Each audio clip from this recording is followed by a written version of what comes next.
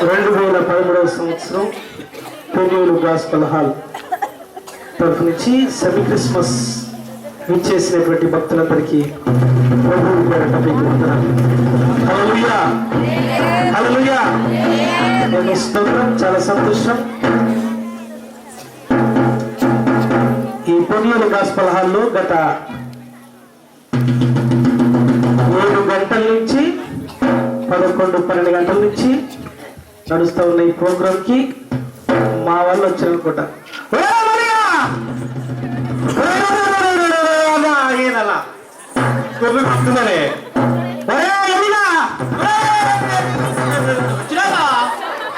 ఎంతసేపు కూర్చుని పెడతారా జనాలని? ఆసక్తి బాగుందా వీళ్ళకి? నీకు ఆసక్తి ఉందో తెలుస్తలేదు, వాళ్ళకి ఆసక్తి ఉందో తెలుస్తలేదు, కానీ మొత్తం మీద జనాలు నానా ఇబ్బందులు పెడుతున్నారు. మీరు ఏం డాన్సులు వేస్తున్నారు, ఏం ప్రోగ్రామ్ చేస్తున్నారు, ఏం చేస్తున్నారు? అప్పటి నుంచి చూస్తున్నా నాకు సమయం ఇస్తారేమంటే ఇంతవరకు ఏమిటాయా? ఏమన్నా పిలిచినావు? ఇక పోనీ, ఇక మనం ఇంతసేపు తింటే ఇంకా వాళ్ళ కూర్చొని పెట్టినట్టు అవుతుంది. అసలు ఎందుకు వచ్చిన వీడికి? ఇదిగో ప్రతి సంవత్సరం 23వ తారీఖు పెన్నువెల్ గాస్పలాల్లో ఎప్పుడు గిత గిత కేకు కోసి ఈస్తుంటే ఇక తింటుంటే ఇక అందుకే ఇక ఎప్పుడు చూసినా ఈ గాస్పలు కేకులు కోసుడు, మేకలు కోసుడు, ఏటలు కోసుడు, ఇదే రాదా? మన గొర్రెని కథం చేస్తారు కదనే. వేరే వేరే వేరే వేరే గది కదా నేను చెప్పడానికి వచ్చిందే. చెప్పన్నా మరి? నీ గొర్రెలు లెక్క పెట్టుకోవడానికి వచ్చిన అనుకుంటావా? ఎందుకు పిలిచినా చెప్పారా? అరే ఏమేమో విచిత్రాలని, ఆ విచిత్రం కథంతా నేను చెప్తాను, ఇంటా అన్నా. ఏం చిత్రం అన్నా? నువ్వు అప్పటి నుంచి పరిశాన్ చేస్తున్నావు మమ్మల్ని. అది చెప్తా ఇది చెప్తా అని.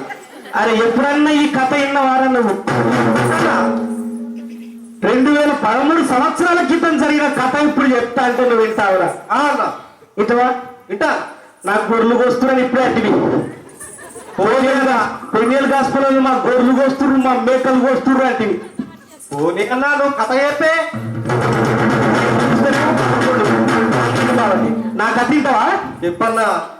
ఇదిగో గడా గిట్టనే అంత ముసలు అంత జామైరట అలా జామాయి ముచ్చట వేసుకుంటాను కూర్చురట.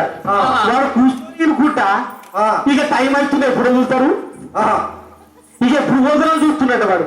అదే అయితే నేను చెప్పేది శ్రద్ధగా నువ్వు చెప్పన్నా. ఏం చెప్పినవో ఏం బయటవో అంటే మళ్ళీ నేను చెప్పరా? అదే చెప్పనా? నువ్వు నీ మనసేమో ఇంట్లో తాళం పెట్టి వస్తావు గల చేయకు ఇంతవా. బెత్లెహేము పురమునందు చిత్రమాయనంట, కర్త యేసు బాలుడిగా జననమాయనంట. బెత్లెహేము పురమునందు చిత్రమాయనంట, కర్త యేసు బాలుడిగా జననమాయనంట. అంధకారమైన ఆకాశ వీధులలో, అంధకారమైన ఆకాశ వీధులలో ఆనందపూర్ణమైన చోట వేలటోనంట.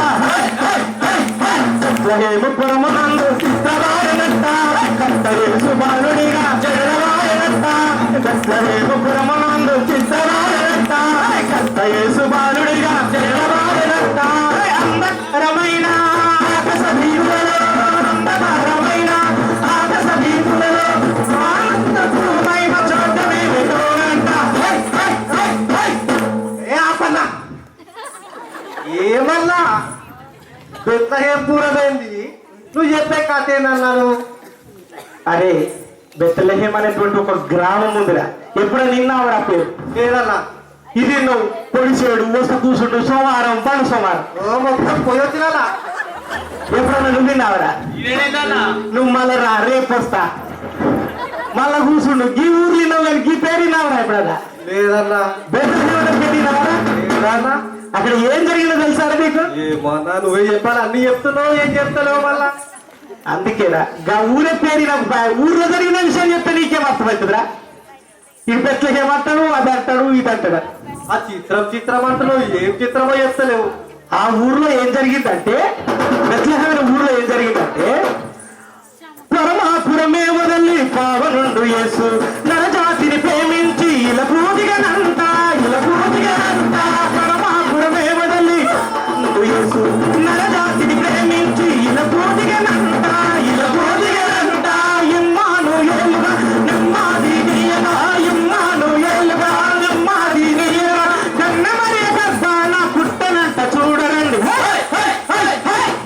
బెత్లెహేము పురమునందు సిద్ధమాయనంట కర్తయేసు బాలుడిగా జననమాయనంట బెత్లెహేము పురమునందు సిద్ధమాయనంట కర్తయేసు బాలుడిగా జననమాయనంట అంధకారమైన ఆకాశ వీధులలో అంధకారమైన ఆకాశ వీధులలో ఆనందపు మహిమ చోటనే పెట్టోనంట బెత్లెహేము పురమునందు సిద్ధమాయనంట కర్తయేసు బాలుడిగా జననమాయనంట బెత్లెహేము పురమునందు సిద్ధమాయనంట కర్తయేసు బాలుడిగా జననమాయనంట.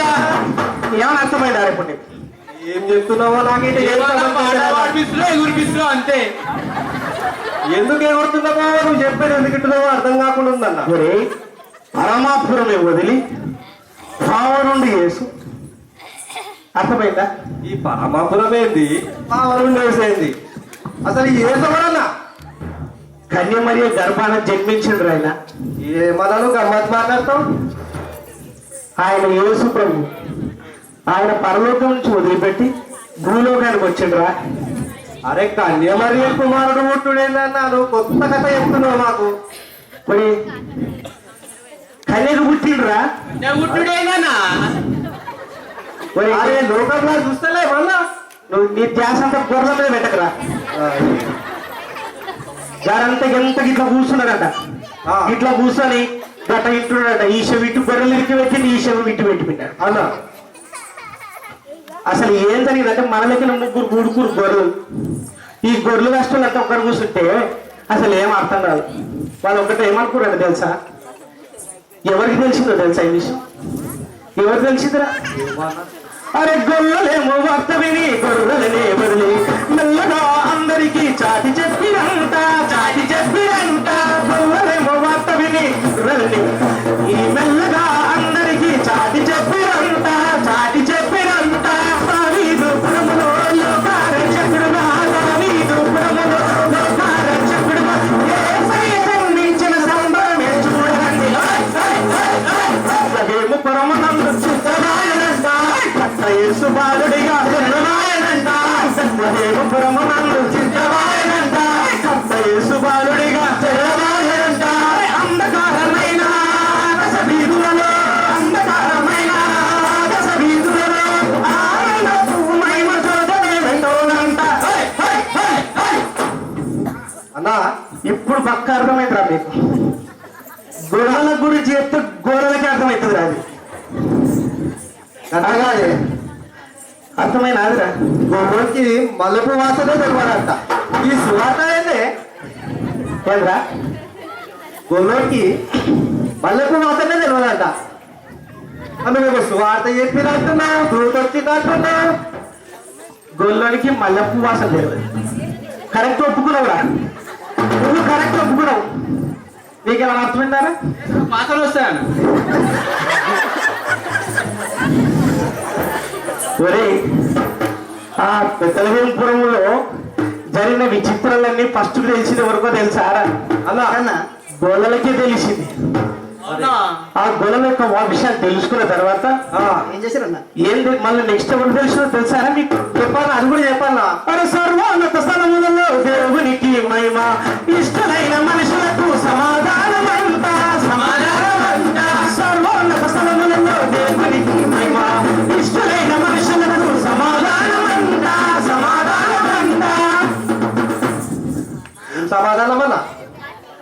ఇమ్మానుయేలుగా నెమ్మదినీయగా, ఇమ్మానుయేలుగా నెమ్మదినీయగా కన్యమరియ గర్భాన చుట్టనట్టు చూడరండి. దూతలందరూ కలిసి ఏం చేసిరో తెలుసా? ఏం చేసిరన్నా? వాళ్ళకి గొర్రె ఇటొక షవ్ అటొక షవ్ పెట్టేది. అరే రెక్కాలు చాచి చక్కనైన దూతలు, రెక్కాలు చాచి చక్కనైన దూతలు మధురమైన పాటలను పాడుచున్నది వినండి. బెత్లెహేము పురమునందు చిత్రమాయనంట కర్తయేసు బాలుడిగా జననమాయనంట బెత్లెహేము పురమునందు చిత్రమాయనంట కర్తయేసు బాలుడిగా జననమాయనంట. అంధకారమైన ఆకాశ వీధులలో అంధకారమైన ఆకాశ వీధులలో ఆనందము మహిమ చోటనే పెట్టోనంట. బెత్లెహేము పురమునందు చిత్రమాయనంట కర్తయేసు బాలుడిగా జననమాయనంట బెత్లెహేము పురమునందు చిత్రమాయనంట యేసు బాలుడిగా చేరవాయనంట అంధకారమైన ఆకాశ వీధులలో, అంధకారమైన ఆకాశ వీధులలో ఆనందము మహిమ శోభనిస్తూ ఉంట. బెత్లెహేము పరమనందు చిత్రమాయనంట కర్త యేసు బాలుడిగా చేరవాయనంట. బెత్లెహేము పరమనందు చిత్రమాయనంట కర్త యేసు బాలుడిగా చేరవాయనంట. చాలా సంతోషంరా. మీకు మా వందనాలు, ఇంత మంచి వందనాలు. మా ఆత్మీయ తల్లిదండ్రులకు వందనాలు. యవనస్తులు కోల్పోయినటువంటి వారికి వందనాలు. హల్లెలూయా. అయితే 2014 సంవత్సరం మన కలుసుకుంటాం. హల్లెలూయా.